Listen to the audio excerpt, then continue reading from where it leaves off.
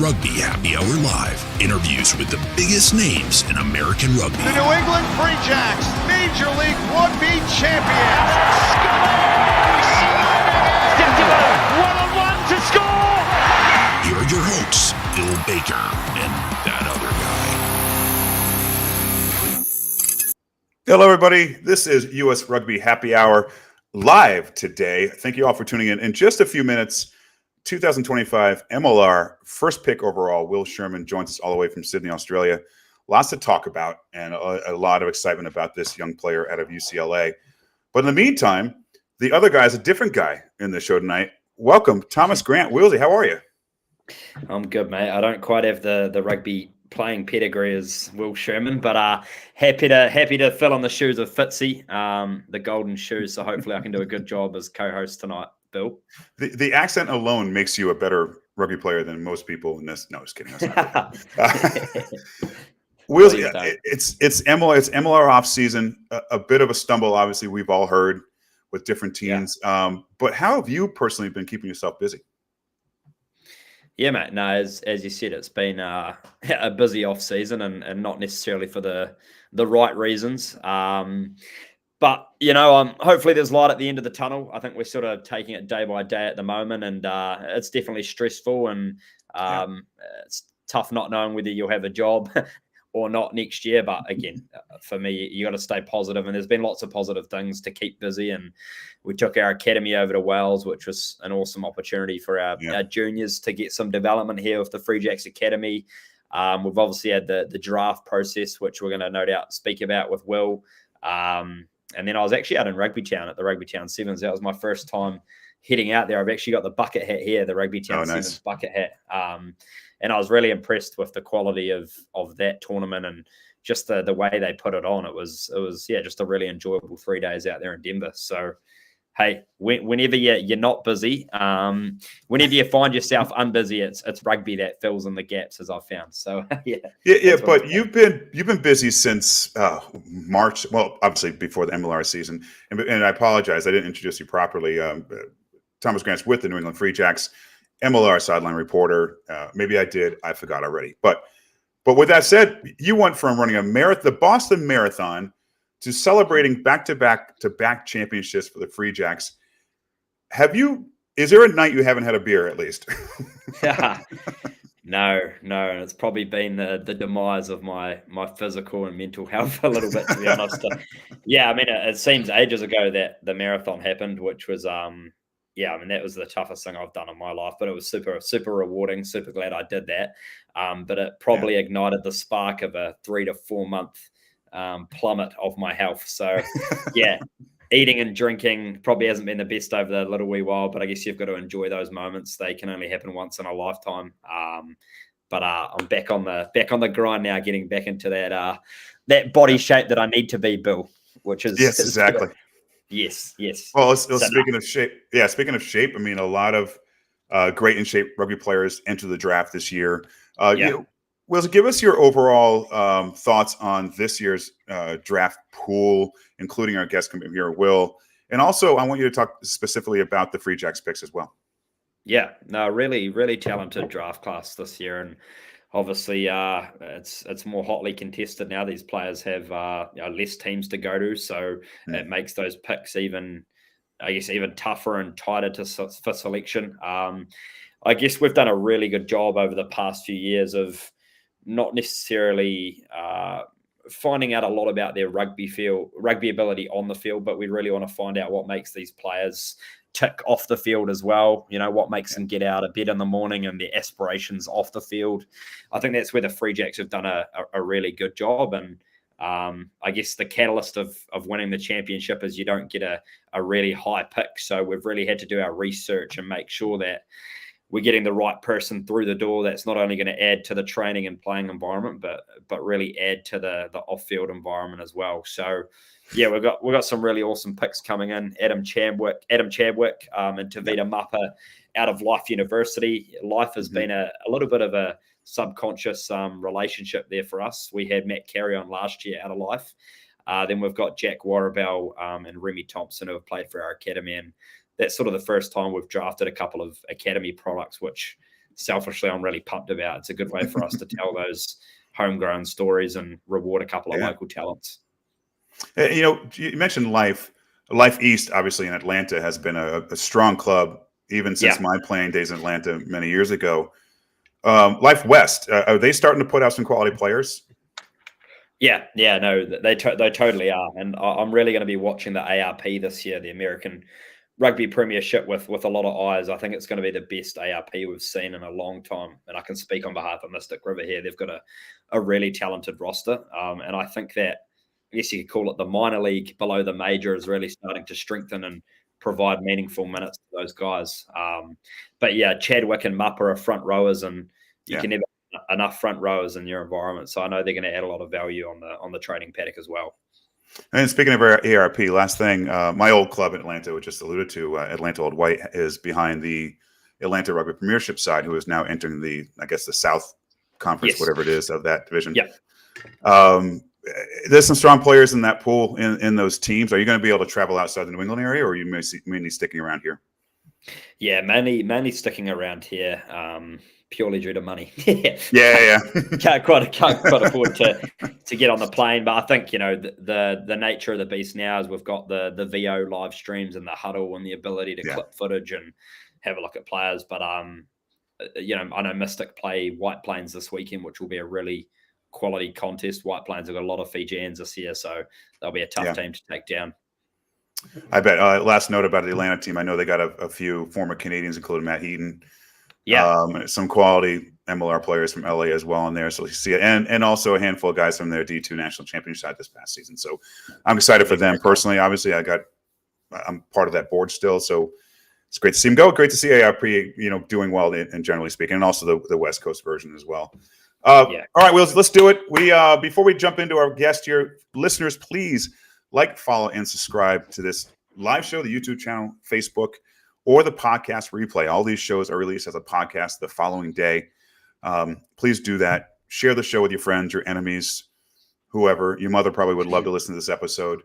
Please do so. It means a lot to us. Guys like Wilsey and I just love interviewing people like today's guest. So with that said, it is time to introduce our guest the way we know how. And now it's time to introduce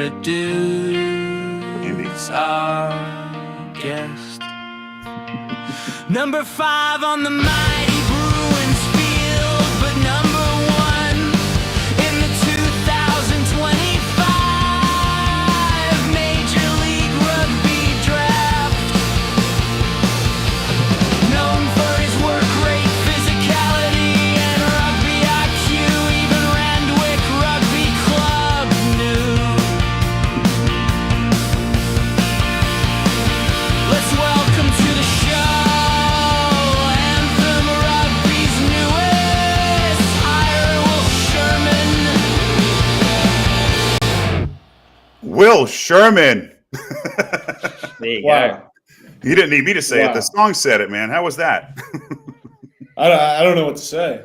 I mean, that definitely wasn't you singing, Bill. I don't know how you made that song. No, I a lot of medication and we have a whole team of jingle writers in the back room over here, and we don't let them leave until. Well, man, hey, amazing. Thank you, man. Hey, well, thank you so much for joining us. Join us all the way from Sydney. You're in Sydney right now? Yeah, in Sydney. It's about 9:08 in the morning. 9:08 in the morning. Good for you. It's like 7 o'clock where we are, PM, the day prior. No matter how many times we have somebody on from New Zealand, I'm still anyway. So, Will, it's quite the summer you're having. I mean, you graduated school, UCLA, co-captain USA U23s and South Africa tour. You're playing with the Shoot Shield with Randwick. You're number 1 MLR draft pick. Safe to assume the degree you graduated with has been put on hold. Yeah, that's kind of in the back of my mind right now, to be honest. And, rugby is really taking a front seat, and, I could be happier about that. I'm glad that I was able to prioritize it. I'm sure my parents, wonder why I spent so much money to put me through college for that degree, for me to go and play rugby. But, that's just life. And, I'm only 22, so, I have time. I have time for that. So, yeah, just chasing the dream. Yeah, absolutely, and you should. And it seems, I think rugby in general, I think has. I'm going to piss off some people with this, but I think smarter athletes overall. If you look at many other players, Nick Savetta, smart guy. All these a couple of locks. I mentioned that because of you. There's a lot of intelligence out there. So you, like you said, you're only 22. You've got a lot of time. So right. Instead of 22 now, I don't know a lot about your past prior to UCLA. Can you talk a bit about how you got into the game, where, when, who brought you to the game? Yeah, 100%. So I grew up in Salt Lake City, Utah. And, Utah has pretty strong grassroots rugby. I'd say Utah and California are some of the leading states, and like more on the West Coast side. So grateful to have that and those resources. That obviously helped kind of put me through and get me onto better teams and a higher environment. But my dad actually got me into the sport when I was a kid. He played at Berkeley way back when.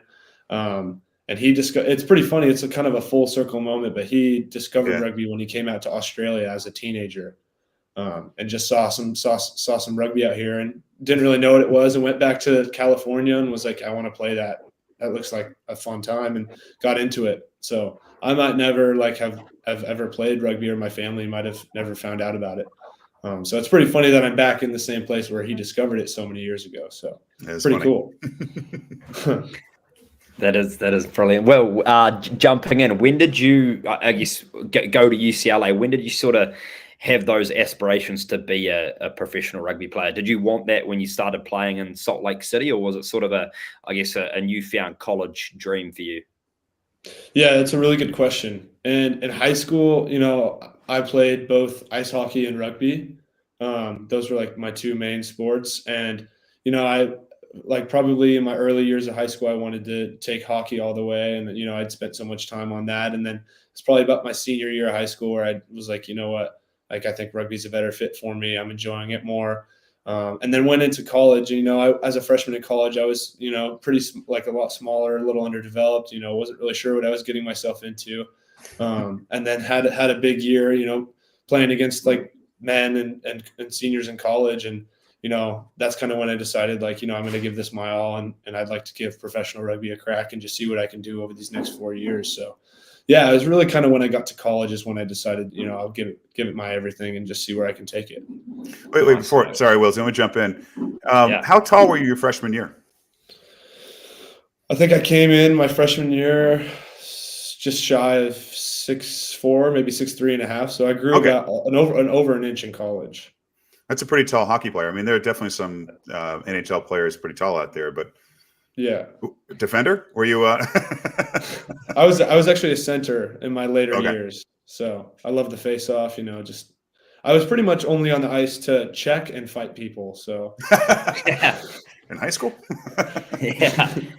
Have you found, well, it's actually an interesting question that I like to ask. I'd call you a cross-coder, right? You grew up playing another sport, then found rugby, and instead of playing it since the age of 5.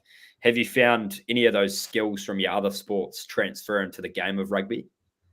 Yeah, I think so. I think the biggest relation or the biggest transfer from hockey was the speed, because the game is so fast. You have to anticipate the next play before it happens, and I think rugby is very similar.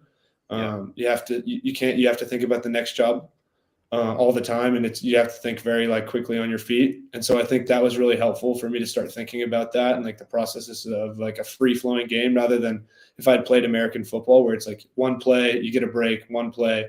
Rugby is exactly the opposite of that. So yeah, I'm grateful that I had that experience. Awesome. So Will, let's jump into it. The 2025 Major League Rugby draft just happened recently, and your name came up first. I mean, just generally speaking, how does it feel? The emotions going into it. Anthem's #1 rugby pick. You're the second number 1 pick from UCLA, which is astounding as well for that program. But just talk about that, the emotions and the feeling of going into the draft and being picked number 1. Yeah, I mean, first of all, it's just an honor. I'm so grateful to be selected by coaches and peers to be recognized as the number 1 pick. I never would have thought that I would be in this spot where I am coming in as a freshman in college, but I did sacrifice a lot and put in a lot of hard work, and yeah, no, I was incredibly nervous. I wasn't 100% sure what was going to happen on the day. So when I heard my name get called, I kind of sat there for 30 seconds and then was like, wait, what the hell just happened? So I was a little bit in disbelief, but I had been talking to Anthem a bit, and I built a good relationship with the head coach Kuka. Worked with him over the summer in South Africa, and he's just an amazing human and an amazing coach. So I think I can learn a lot from him, and I'm looking forward to building a relationship with all the other staff there, and obviously the amazing talent and players that are at Anthem that I can learn so much from. So are you walking around Sydney right now, introducing yourself, shaking hands, and say, "Hi, I'm Will Sherman, #1 draft pick"? Or that actually, I made a giant graphic tee that said #1 pick. No, did you? That'd be awesome. No way. No. Speaking of Sydney, and I'm a Kiwi, Will, so it pains me to talk about Australia, but I'll do it anyway. How have you found, how did that opportunity come about? First of all, Shoot Shield is one of the most prestigious club rugby competitions in the world, and Randwick are one of the most successful teams in Australia. What was the decision process, after finishing the draft to now find yourself in Australia to prepare for MLR? Right. Yeah, so my head coach at UCLA, Harry Bennett, is an Aussie guy, so a little bit of bias there as kind of, talking to him when I'm getting close to graduating, like, what should I do? And he's like, mate, go to Oz. So that was the first kind of place that I looked at. And obviously, like, the weather is amazing. Like, the lifestyle here is incredible. And the rugby is just, you can't really beat it. So he had some connections down here, and UCLA is starting to build a connection with the University of New South Wales, which is just right around the corner from Randwick. And so there's an Australian legend named Simon Poitevin who helped me get over here. And I worked with the director of rugby at Randwick, Matthew Bowman, and, they were super helpful and accommodating and made sure, to help me get down here. And I just I only made it here at the back end of the season, so just a few games, but they welcomed me with open arms, and, I had a chance to run around on the park a bit and get to know all the guys. So I think it's kind of just like a trial run, just to kind of show myself, like, show the coaches what I can do. And then, hopefully have a successful year in the MLR and then shoot back over here for a proper go. And, I can come back in June and still get half the season and Shoot Shield. So that's kind of my plan. Well, you seem to make an impact already. Man of the match, I believe I read a couple weeks ago. Yeah, I got a shot. There was an injury, so I got the start in second grade, and I had a pretty good performance, and I think it was, it's good to kind of roll that into next year, and hopefully the coaches can see that I can contribute to the success of the team, and I'm looking forward to getting more opportunities like that. How did you find the style of rugby coming out of the collegiate season in America to then going and playing against men in Australia? What was the biggest difference? Yeah, I mean, it wasn't too shocking because, I had that transition. So I went kind of, college, then the CRA All-American game, which is top college talent, and then went to South Africa. So playing against some really good talent and being in a high performance environment. So it wasn't too big of a shift going to Randwick, but definitely when you're on the field, you can tell there's just bigger athletes. And, I'd say the biggest thing that I noticed was the speed of the game is very different. It's incredibly fast. And, that was one reason why I wanted to come down to Australia, because that's a big work on for me, is just to work on my speed and, just the quickness. And, Australia is known for that. And so that's been a hard adjustment, but I think I've been adapting well to it. And, I think it'll just make me a more well-rounded player. So yeah, I've been loving it. But yeah, definitely make you work on the fitness down here. Stay away from the pies, the Australian pies. Just the meat They're pies. so good, though. Yeah, they are good. They are good. They're definitely. Yeah. Well, I think you should be eating the meat pies, because as you age and start playing up, you need to put on a little weight. So 100%. I'm not saying you're thin by any means, but no, I've been eating in a caloric surplus. We can say that. Okay, there you go. The balance. Get the balance. Yeah. So you mentioned you had some conversations with the Anthem staff. Can you talk about some of those conversations, and have you talked to Scott Lawrence as well? Because you're not only going to an MLR side, you're going to a USA Rugby setup pretty much as well. So can you talk about some of those discussions maybe you had prior to the draft or maybe immediately after the draft? Sure. So I was in touch with GM Mark Carney and head coach Kuka, and there's other coaches there that I've worked with in the past, like Elvis. He's an amazing coach, and he's been involved in the USA Pathway as well. And Brendan Keane as well has been in touch, and he's heavily involved in both Anthem and USA Rugby. So they've been my main points of contact, and I had great conversations with them over the summer. I wasn't totally sure that the draft was something I wanted to do. I was thinking about just doing a whole year in Australia next year, but they felt like I was ready for that kind of challenge, and it'd be good for my development at this stage of my career. And I agreed with them ultimately, decided to give it a go, and they've been super helpful through the process, and I'm really looking forward to the opportunity. And I'm really kind of just taking it one step at a time. But I haven't had the opportunity to speak to Scott Lawrence, but the Eagles is that's my goal. I want to be an Eagle one day. And, I think Anthem is the best first step to getting there. And Wilsey and I were talking about it prior to going on the air. We feel like this is a great a place for someone drafted to get minutes right away, and good for you. So I guess other than putting on weights from eating meat pies, and you were drafted because you have a lot of strength. You performed well at UCLA. You performed well at U23s, U20s a couple of years ago. So tell us a little bit about what you think your strengths are in the field. And also, here's the fun one, what do you think your weaknesses are, the things you really want to work on? Yeah, great questions. I think a big identity or a key part of my identity as a player is I want to be like a lineout caller, a lineout specialist. And I think that is a big commodity to have. And, teams are always looking for someone who can come in and command a lineout.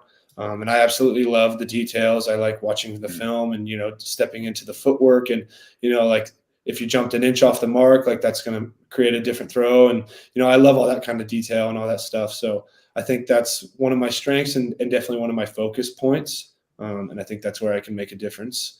And then also I think I'm just pretty physical, pretty aggressive. I'm willing to put my head in a dark place and, obviously working on getting bigger, like going from college to MLR is a huge shift. And, 245 pounds isn't going to carry me as far as it did in college. So I'm going to have to work on that a little bit, but, that's part of the process. And that's just what it takes. And I'd say weaknesses is something I've been focusing on is kind of building my agility and speed, kind of like I said before. I want to have the versatility to be able to play lock and back row and, to be a 6 and even to be a second row. Nowadays, you need to be very athletic and very versatile. And, you need to be able to get around the park, play in the 6-pack or play in the wide channel with the backs as well. So, just working on that and just being a threat in the open field as well. So, yeah, that's kind of what I would say. Hopefully that answers your question all right. Yeah. Talk about real quick, Josh Cox obviously is drafted a UCLA teammate in the second round by California Legion. Doesn't have to go very far. What can you share about his game and what fans can look forward to? Yeah, I could talk about Josh for hours on and off the field, but, I had the pleasure of living with him for the last 2 years and, I only have positive things to say about him. He's one of my best mates. While he's not the cleanest roommate, he's an outstanding rugby player and a really good guy as well. He grew up and playing in South Africa, and that's pretty much like what you look for when you want like a back 3 player coming out of South Africa. Schoolboy rugby, played at Hilton. His left footstep takes at least 3 names every game. So, you got to watch out for that next year. But no, I'm really excited to see what he does. And, he's going to do very well in a high performance environment. And I think his ceiling is extremely high. So I'm really looking forward to seeing him get a good opportunity. And I think, his name is kind of flown under the radar, and I'm excited to see that he's getting the recognition he deserves because I rate him so much, and I'm excited to see what he does. Yeah. What is the thing I guess looking forward to the most about moving out to Charlotte, and what is the process now? You finish at Randwick. When do you get out to the area? Is Josh going to be your roommate again? Yeah, how do you get all settled in? Yeah, I'm still working on the timings, but I'm really excited. I've been to Charlotte a couple times through USA Pathway stuff. That's where their headquarters are now, obviously, and It's a really fun town. It's growing. I'm pretty sure North Carolina is like the most moved to state in the U.S. right now. So it's on the up and up. And I'm really excited to be a part of that community and culture, and live in a new place. The humidity I'm less excited about. Yep. Coming from Utah, it's dry heat, so that'll be a shift. But I'll stay hydrated and stay on top of that. That's it. Yeah, but still working on the timeline. I think I'm going to stay in Oz for probably at least another month, and keep training and try to travel around a bit. I haven't really had much time off since I graduated, and it'll be nice to kind of take some time for myself and just kind of take a deep breath and travel around Australia and try to get over to New Zealand a little bit as well, actually. You got to do that. Yeah. Yeah. And then I'll head back to the States and get ready to get cracking. That's awesome, mate. Well, I can tell you the meat pies are better in New Zealand, so that's even more of a reason to go. Well, yeah, we'll see how we go. I'll let you know how that goes. Please do. I'm intrigued on your review. If we look at the Anthem as a club, although they're yet to notch a win in the column yet, they are certainly improving year by year. And as we've seen, they've got a lot of Eagles on that roster, and it really has become an Eagles development side. What are you looking forward to the most about playing alongside, some of those Eagle veterans, like Mitch Wilson? You've got Toby Fricker in the lineup there. Obviously Eric Storty. What excites you the most about playing alongside those bigger name players, so to say? Yeah, I think just being in that environment, just watching them, observing them, see what it takes to be a professional and what it takes to get to that level. So just, watching how they're eating, what their schedule is like, it's just getting good habits, building those good habits, building those relationships. And, if I want to play for the Eagles one day, I think building my playing relationship with these guys will only help me. So maybe one day we'll be on the pitch together for a game, and it'll be nice to have that experience playing with them and know their tendencies and their habits. And, obviously I've talked about Sam Gala a lot, and, can't wait to be working with him and learning from him. And, that's the perfect role model that I have right now with my development, and being able to play with him is an honor and a privilege. So, yeah, just incredibly excited. It's just an amazing opportunity, and I'm going to try to take full advantage of it. You mentioned Sam. Go ahead. Yeah, you go, Bill. No, I was saying I realized I just mentioned the two Free Jacks boys that went to Anthem. My brain.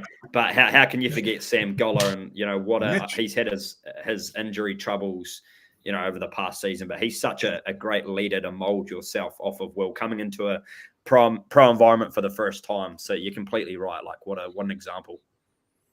Yeah. And Will, speaking of other examples, are there other USA men's players you've followed or maybe want to emulate your game after? And when I originally think of you as just a lock, which I'm glad you're working on the loose forward skills as well. And nothing against goal or whoever else. I feel like we haven't had a player like Greg Peterson in a while, Nick Savetta, Nate Brakeley. Are any of those guys, do you follow them much at all? Do you try to emulate any of those players? Yeah, 100%. I look up to those guys, and when I think of what the kind of player I want to be, those guys are the molds. And I've talked about him before, but Jason Dahm as well has been a bit of a role model.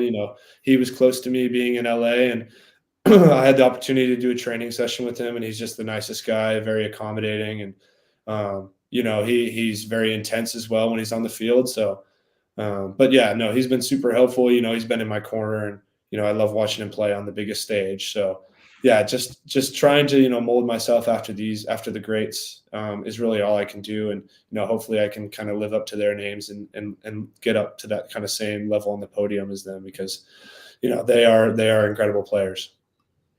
I'm glad you know who they are. And what I mean by that is I feel like there's a disconnect between the USA players, especially the men's side right now, and the collegiate teams. And maybe not so much for the level of the D1 size like UCLA. So I'd love to see more and more less disconnect between the collegiate players and the international players. Someone to look up to and watch 100%. On TV. Yeah, and excuse me. And also, with that said, now you mentioned earlier about hoping to make the senior side, USA senior side. Mm-hmm. I mean, do you think about that a lot? Is that that's my goal, and not just that goal? How far does that goal go? World Cup in 31. You know what I'm saying? Right, 100%. I mean, I think about it pretty much all day. It's a big reason why I get up out of bed in the morning. You know, like when I'm thinking about, man, like I'm tired, I don't want to go to the gym today. I'm like, no, like you can't say no. Like you want to be an Eagle, this is what you have to do. And you know, it's great that I have this as a source of motivation, and you know, it's kept me rooted as well and grounded. And I think about it all the time. It's my dream, it's my passion, and you know, 2031 World Cup would be an absolute honor. And, you know, that's kind of what I'm working towards. And that's the whole point of the, you know, the Moonshot 2031 campaign that Scott Lawrence and the USA staff are putting on. You know, there you go. So really trying to buy into that as much as possible, you know, taking advantage of the opportunities I get, like with the U20s a couple of years ago and the U23s in South Africa. So a lot of those guys that I'm playing with, I might be playing with in the World Cup. So just like trying to build those relationships and stay in touch with those guys as well. And, you know, I'm really looking forward to that opportunity. But yeah, just putting my best foot forward every day, just trying to get better and one step closer. I think it's an impressive, it's a great attitude you have, Will. And to be honest, we need more young kids in this country dreaming of putting on that Eagles jersey and having that drive to want to be an Eagle. You know, that's collectively what's going to make American rugby great at the end of the tunnel. Right. Your time in those national setups already at the U23 level, what have been the biggest takeaways from those environments for you? Obviously, it's a step up from the collegiate game. You know, what did you take away mostly? I think it's the biggest challenge for me was just staying switched on all day. You don't really have time to switch off. Like you have maybe like an hour break between sessions or 30 minutes between sessions. And it's like, but you have to arrive early. You have to have your notebook. You have to be thinking. You have to, when you have time off, you're doing review, you're watching huddle, you're watching the practice film, you're watching the review on the team you're playing on the weekend. You're connecting with teammates, like your positional groups, you're connecting with the backs. Like it's, you know, you're on 24/7, and it's amazing. It's an amazing environment to be in, but you know, it's a big step up from college. Like in college, for a lot of guys, it's school first, and rugby is kind of just that in the background. Obviously, still it's important, but I'm really excited about being in a rugby first environment, and I think that's where I'll see a lot of progress for me. So. That's kind of my biggest takeaway is just like always being switched on and mentally focused. Awesome. Wheels, before we let them go, do you want to suggest where to get the best meat pies in New Zealand? I feel like I have to now. Are you going to the north or the south? Do you know, Will? I'll probably fly into Queenstown and then be around wonderful. There. Yeah, that was the only answer. So well done. You've passed the test. You win. You got to go to Jimmy's Pies in Roxburgh, which is about an hour from Queenstown, and they're world famous. So okay, I'll write that down. Write that down. Just don't. You can take them frozen as well, so you can take some takeaways back to America for me. So there we go. Yep, send it to both of us. I could do that for you guys. Thanks, man. Hey, Will Sherman, thank you so much for joining us this morning. We're rooting for you, man. You're gonna be a lot of fun to see out there with Anthem, and cannot wait to see you in a USA uniform. Thanks, guys. I appreciate you guys, and thanks for the time and the chat today. It's been great. All right, cheers, man. Have a good one. Good luck, awesome. Man. You too. Bye. Brah, good kid, Wills. Good kid. Right. And the 25 or 30 minutes we just got to speak to him, like he screams leadership for me. Just a real well-rounded individual, well-spoken. And I mean, if American rugby's in his hands moving forward, I'll be pretty happy. So I'm excited to watch his development at Anthem. He seems like he's really dedicated to the cause, and you can see how much he wants to play for his country. And as I said, that's what we need. We need people that want to do that. Yeah, and you're right. He has the right mindset right now at 22 years old. He knows he needs to gain weight. He's got to do this and that.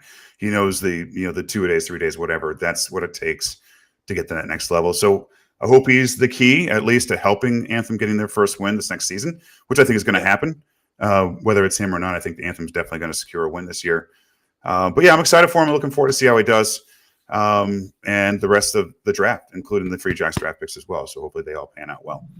Yeah, exactly. It's good. And as you touched on at the start, Bill, the ARP is a good little early look at some of these draftees. So have a look at that list of names and see who's playing in your local club. It's a good way to have a look.